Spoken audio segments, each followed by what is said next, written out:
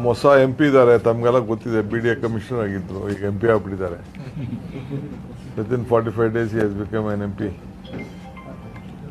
ಆಮೇಲೆ ನಮ್ಮ ವೇಣುಗೋಪಾಲ್ ನಾಯಕ್ ಸುರ್ಪುರ್ ಹೊಸ MLA, ಇವರು ಹಳೆ ಮೇಲೆ ಮಂತ್ರಿ. ಸೊ ಎಲ್ಲ ನಮ್ಮ ಮಾಧ್ಯಮ ಸ್ನೇಹಿತರೆ, ನಾನು ಆ ರೋಡಲ್ಲಿ ನಿಮ್ಮ ನಿಲ್ಸಿ ಮಾತಾಡೋದು ಸರಿ ಇಲ್ಲ ಅಂತೇಳಿ ಅದಕ್ಕೆ ಇಲ್ಲಿ ಒಳಗಡೆ ಕರೆಸ್ದೆ. ರಾಹುಲ್ ಗಾಂಧಿಯವರು ಇವತ್ತು ಕೋರ್ಟ್ಗೆ ಕಾನೂನಿಗೆ ಗೌರವವನ್ನು ಕೊಟ್ಟು ಇವತ್ತು ಬಂದಿದ್ದಾರೆ. BJPಯವರು ಏನು ಯತ್ನಾಳ್ ಸ್ಟೇಟ್ಮೆಂಟು 2,500 ಕೋಟಿ ಚೀಫ್ ಮಿನಿಸ್ಟರ್ ಪೋಸ್ಟ್ ಏನಿದೆ ಅಂತ ಹೇಳಿದರು. ಜೊತೆ ಕೆಲವು ಮಾಧ್ಯಮದಲ್ಲಿ ರೇಟ್ ಕಾರ್ಡ್ ಹಾಕಿದರು. ಆ ರೇಟ್ ಕಾರ್ಡ್ನ ನಾವು ವಾಪಸ್ಸು ರೀಪ್ರೊಡ್ಯೂಸ್ ಮಾಡಿ ಅಡ್ವರ್ಟೈಸ್ಮೆಂಟ್ ಕೊಟ್ಟಿದ್ದು. ಅದು ಸರಿಯೋ ಸರಿ ಇಲ್ಲೋ ಅಂತೇಳಿ ನಾವೆಲ್ಲ ಕೇಸ್ ಹಾಕಿದ್ದಾರೆ. ಆದರೆ ಸುಮ್ಮನೆ ಬೇಕು ಅಂತ ರಾಹುಲ್ ಗಾಂಧಿ ಅವ್ರನ್ನ ಡ್ರ್ಯಾಗ್ ಮಾಡಿದ್ದಾರೆ. ರಾಹುಲ್ ಗಾಂಧಿ ಯಾವುದಕ್ಕೂ ಪಾರ್ಟಿನೂ ಅಲ್ಲ. ಅವರು ಈ ವಿಚಾರನ ಅಡ್ವರ್ಟೈಸ್ಮೆಂಟ್ಗೆ ಸೈನು ಹಾಕಿರಲಿಲ್ಲ. ಅವರು ಪಾರ್ಟಿ ಆಫೀಸ್ ಬೇರೆಯವರು ಅಲ್ಲ, ಏನೂ ಇಲ್ಲ.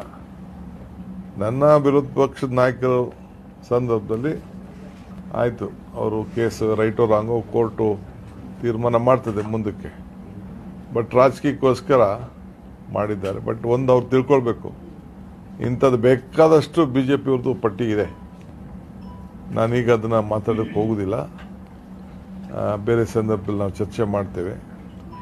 ಸೊ ಅನಾವಶ್ಯಕವಾಗಿ ತೊಂದರೆ ಕೊಡಬೇಕು ಅಂತ ಬರೀ ದ್ವೇಷ, ಸೇಡು ಇದೇ ಅವರ BJPಯವರಲ್ಲಿ ತುಳುಕ್ತಾ ಇದೆ. ಅದಕ್ಕೆ ಇಂಥದ್ದು ಒಂದು ಉದಾಹರಣೆ. ಸೊ ಆದರೂ ರಾಹುಲ್ ಗಾಂಧಿಯವರು ಬಂದು ರಾಜೀವ್ ಗಾಂಧಿ ಅಂತಿದೆ, ರಾಹುಲ್ ಗಾಂಧಿಯವರು ಬಂದು ಇವತ್ತು ಅವರು ಬಂದು ಕೋರ್ಟ್ಗೆ ಅಟೆಂಡ್ ಮಾಡಿ DK ಸುರೇಶ್ ಅವ್ರಿಗೆ ಬೇಲ್ ಕೊಟ್ಟಿದ್ದಾರೆ.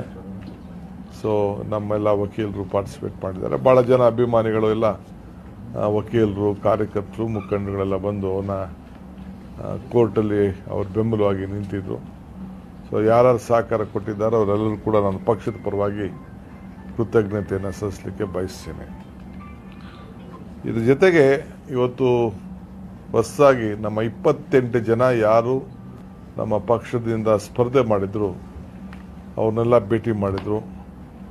9 ಜನ ಹೊಸ MPಗಳನ್ನು ಭೇಟಿ ಮಾಡಿದ್ರು.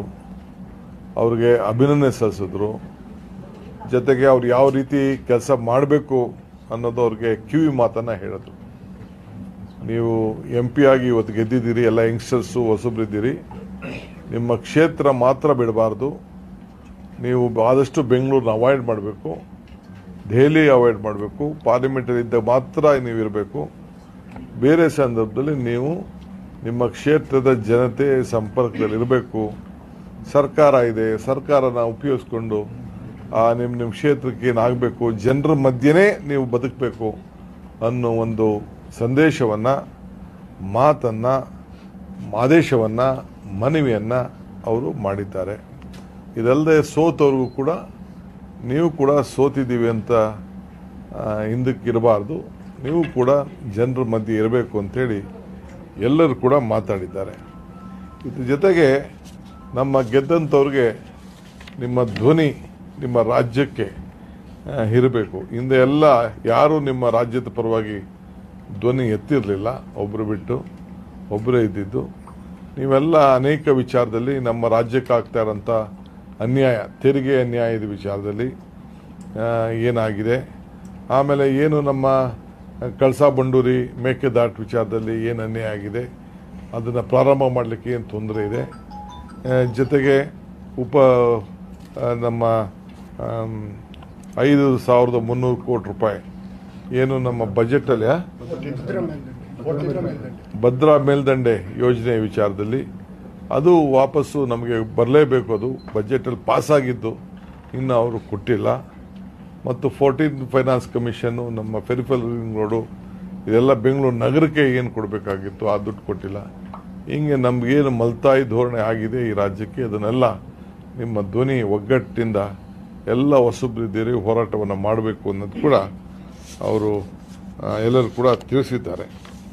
ಆಮೇಲೆ ಏನೆಲ್ಲ ಅನ್ಯಾಯ ಆಗಿದೆ ಅದು ನಮಗೆ ಯಾಕೆಂದರೆ ಲಾಸ್ಟ್ 26 ಜನ MP ಗಳು ಭಯ ತೆಗಿತಿರ್ಲಿಲ್ಲ. ಆಗ ನಿಮಗೆ ಟೈಮ್ ಸಿಗ್ತದೆ. ಮೊದಲಾದರೆ ಒಂಥರ ಆಯಿತು. ಈಗ ನಾವು 100 ಜನ ಪಾರ್ಲಿಮೆಂಟಲ್ಲಿ ಇದ್ದೀವಿ. 99 ಪ್ಲಸ್ ಒಬ್ಬರು ಇಂಡಿಪೆಂಡೆಂಟ್ ಕೂಡ ಈಗಾಗಲೇ ಡಿಕ್ಲೇರ್ ಮಾಡ್ಕೊಂಡಿದ್ದಾರೆ ಸದಸ್ಯರಾಗಿ. ಸೊ 100 ಜನ ನಾವು ಪಾರ್ಲಿಮೆಂಟು, ನಮಗೆ ಟೈಮು ಜಾಸ್ತಿ ಸಿಗ್ತದೆ.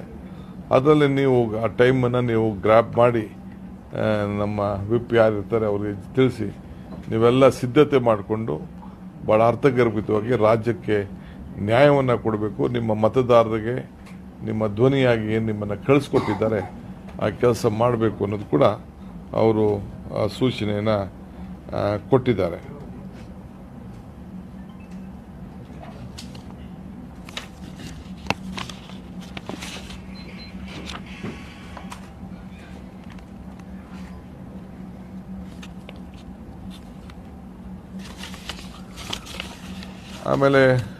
ಅದಾದಮೇಲೆ ಕೆಲವು ಮಂತ್ರಿಗಳನ್ನು ಕೂಡ ಭೇಟಿ ಮಾಡಿದ್ರು. ನಾವು ಅಫಿಷಿಯಲಾಗಿ ಎಲ್ಲರಿಗೂ ಕರೆದಿರಲಿಲ್ಲ. ಇವತ್ತು ಬರೀ ಡಿಫೀಟೆಡ್ ಕ್ಯಾಂಡಿಡೇಟ್ಸು ಮತ್ತು ನಮ್ಮ ಇವ್ರು ಮಾತ್ರ ಕರೆದಿದ್ದು. ಮಂತ್ರಿಗಳನ್ನು ಕೂಡ ಭೇಟಿ ಮಾಡಿದ್ರು. ಅವರು ಕ್ಷೇತ್ರದಲ್ಲಿ ಏನೇನಾಗಿದೆ, ಯಾಕಾಯಿತು, ವೋಟಿಂಗ್ ಏನಾಯಿತು, ಏನಕ್ಕೆ ಕೆಲವು ಇನ್ನೂ 5-6 ಸೀಟ್ ಎಕ್ಸ್ಪೆಕ್ಟ್ ಮಾಡಿದ್ದು ಅನ್ನೋದು ಕೂಡ ಕೆಲವೆಲ್ಲ ಚರ್ಚೆ ಮಾಡಿದ್ದಾರೆ. ಅಕೌಂಟಬಿಲಿಟಿ ಕೂಡ ಭಾಳ ಮುಖ್ಯ ಅನ್ನೋದು ಕೂಡ ಅವರು ತಿಳಿಸಿದ್ದಾರೆ.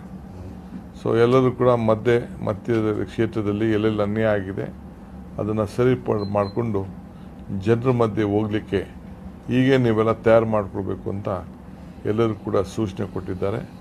ಎಲ್ಲರಿಗೂ ಕೂಡ ಜವಾಬ್ದಾರಿ ಕೊಟ್ಟಿದ್ದಾರೆ.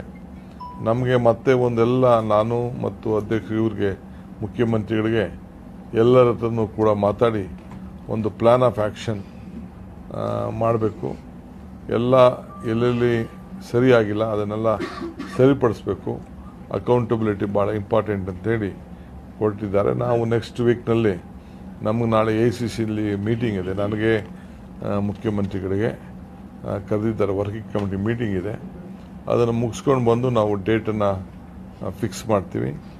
ಎಲ್ಲರ ಹತ್ರ ಕೂಡ ಒಂದು ಪ್ರತ್ಯೇಕವಾಗಿ 1-2 ದಿನ ಕಂಪ್ಲೀಟ್ ಯಾವ ಸೆಕ್ಷನ್ನು ಏನಾಗಿದೆ, ಎಲ್ಲಿ ಮಾಡಬೇಕು, ಮುಂದಕ್ಕೆ ಯಾವ ರೀತಿ ರಿಪೇರಿ ಮಾಡಬೇಕು ಅನ್ನೋದನ್ನು ನಾವು ಒಂದು ಪ್ಲ್ಯಾನ್ ಆಫ್ ಆ್ಯಕ್ಷನ್ ರೆಡಿ ಮಾಡಿ ನಮ್ಮ ಕೆಲಸನ ನಾವು ಮಾಡ್ತೀವಿ. ಅದಕ್ಕೆ ನಾವೆಲ್ಲ ಸಿದ್ಧತೆ.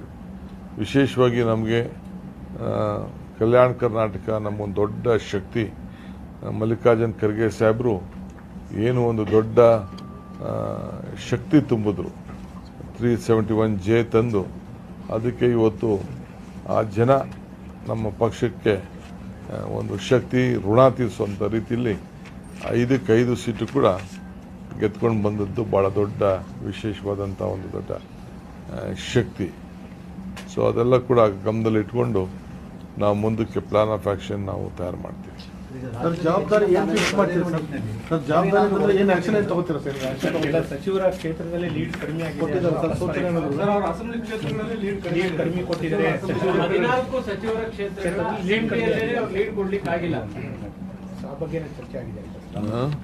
ಕೆಲವು ಮಂತ್ರಿಗಳು ಅವ್ರ ಕಾನ್ಸ್ಟಿಟ್ಯೂನ್ಸಿನಲ್ಲೇ ಲೀಡ್ ಓಕೆ. ಸಚಿವರ ಕ್ಷೇತ್ರದಲ್ಲಿ ಲೀಡ್ ಜವಾಬ್ದಾರಿ ಕೊಟ್ಟಿದ್ರಿ, ಸಚಿವರ ಅವರೇ ಲೀಡ್ ಕೊಡಕ್ಕಾಗಿಲ್ಲ ಅನ್ನುವಂಥದ್ದು. ಈಗ ಅದಕ್ಕೂ ರಾಹುಲ್ ಗಾಂಧಿಯವರು ಕೇಳಿದ್ದಾರೆ, ಎಲ್ಲ ಮಿನಿಸ್ಟರ್ಸ್ ಹತ್ರ ಮಾತಾಡಿದ್ದಾರೆ. ಅದಕ್ಕೆ ನಾವೆಲ್ಲ ಕೂತ್ಕೊಂಡು ನಾವು ಮಾತಾಡ್ತೀವಿ.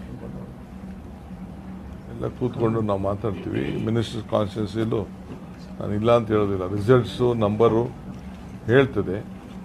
ಅಕೌಂಟಬಿಲಿಟಿ ಅನ್ನೋ ಮಾತನ್ನು ನಾನು ಕೇಳಿದೆ. ನಾನು ಏನು ಅನ್ನೋದನ್ನ ನಾವು ಕೂತ್ಕೊಂಡು ಚರ್ಚೆ ಮಾಡಿ ನಾವು ರಿಪೋರ್ಟ್ ಸಬ್ಮಿಟ್ ಮಾಡ್ತೀವಿ.